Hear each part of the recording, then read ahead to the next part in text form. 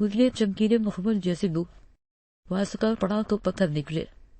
حسن اور محب وشما کی فراورس پھینکنے والی حرکت سے تھوڑا اپسیٹ ہو چکے تھے۔ ان کو مزید وہیں رکنا مناسب نہیں لگا۔ وہ کرنل کاظمی اور میجر ارسلان سے معذرت کرتے ہوئے وہاں سے روانہ ہو گئے۔ وشما بیٹا، یہ کیا حرکت تھی؟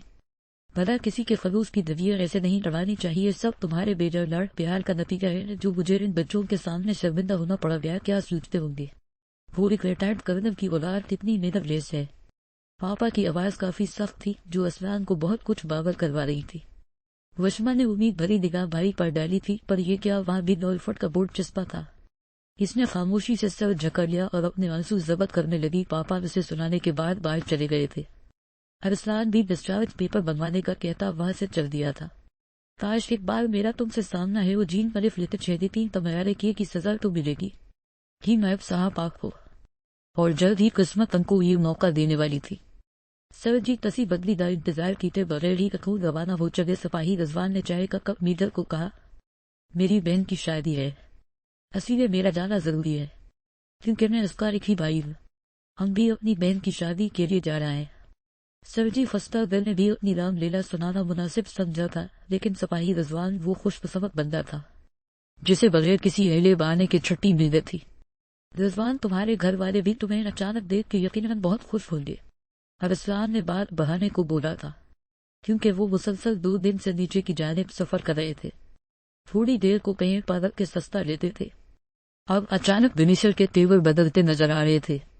اصلی انہوں نے خیمہ گڑا اور سکون سے بیٹھے تھے جبکہ باہر ہیری سنو فالن شروع ہو چکی تھی۔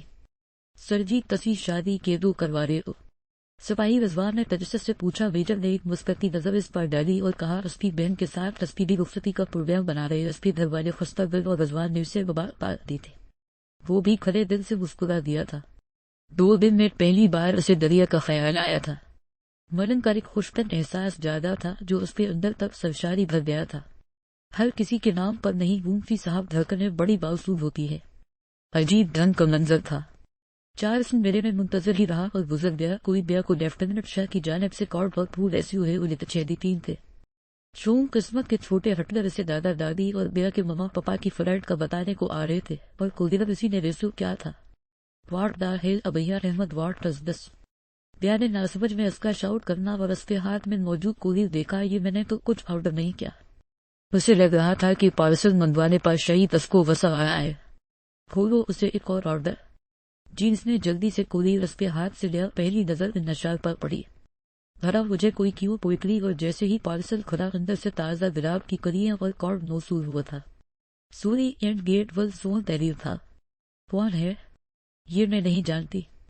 ایسے کیسے نہیں جانتی؟ تم کارڈ پر باقاعدہ نام مینشن ہے تمہارا اور بھیجنے والے صاحب کا۔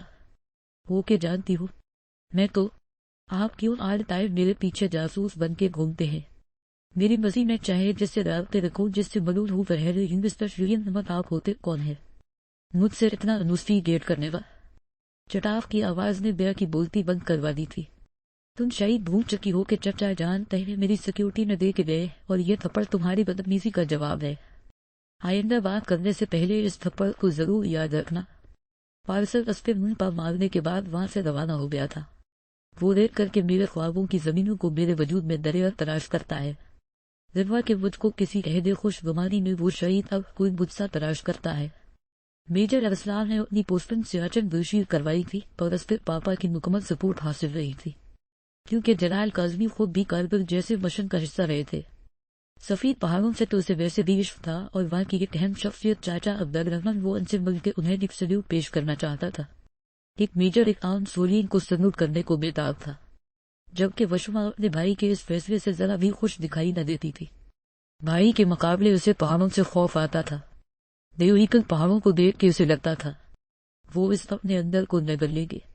نیب کو دیکھ کے اسے ایک دم بے چینی نے آن جرا تھا، جس کی وجہ سے آج بھی پاپا اس سے خائف نظر آتے تھے، اور پاپا کے ساتھ وہ پوری محفل میں گھومتا پھر رہا تھا گھر کے ایک فرد کے جیسے۔ وشما پاپا پاس گئی تھی کہ ان کے ایک دوست ان کو ڈھونڈ رہے ہیں۔ پاپا اس کی بات سن کے ایکسکیوز کرتے وہاں سے چلے گئے۔ سے سوری ٹومی، وشما نے پراؤڈ لہجے میں نیب کو مخاطب کیا تھا۔ اسد نے دور سے ان دونوں کو ایک ساتھ دیکھا تو ماں کو تنگ کرنے کو نیا شگوفہ اس پہ ہاتھ لگ چکا تھا۔ What man are you in your senses? میب نے تھوڑا گھورتے اسے اور لٹپ چھیدی دیکھا تھا. کیوں اتنی جلدی بھوک دے آپ کون سے بدلے اتارنے کو مجھے دھکا دیا تھا؟ وشما نے تنزیہ نظریں اس پر گاڑی تھی. میڈم وشما، آپ کو ہم پہلے ہی ایکسپلین کر چکے ہیں کہ یہ صرف کانفیڈنٹ تھا. رہی وشما نے بے یقینی سے اسے دیکھا تھا. وہ کیسی کہتے ہیں وہ لٹر چھیدی کنگ وشما جان بوجھ کے اس پہ کافی نزدیک سے ہو کے بزی پیچھے ہونے کے چکر میں نیب کا پاؤں لپٹا تھا اور وہ پیچھے میز سے ٹکرایا. ایک زوردار چھناکے کی آواز آئی تھی پر میز کا سہارا لینے کی کوشش میں معاوضے نے چیک کرا. سب آفیسرز کے سامنے اس کی پوزیشن بہت خاکوب ہوئی تھی. حسن نے آگے بڑھ کے اسے اٹھایا اور وہ ارسلان سے ایکسکیوز کرتے باہر کی جانب روانہ ہوئے. اسد کو پورا معاملہ پتہ نہیں تھا، اصلی وہ خاموش رہا تھا. جبکہ ارسلان نے رات میں سی سی ٹی وی کیمرے سے دیکھ لیا تھا کہ وشما نے جان بوجھ کے ایسا کیا تھا. یہ لڑکی. ارسلان نے بہن کے رویہ کی معذرت کے لیے معذرت کرنے کو محب کو کال بڑھائی. آخر وہ کب تک اور کس کس رویے کی معافی مانگے؟ وشما نے تو نہ سدھرنے کی قسم کھا رکھی تھی.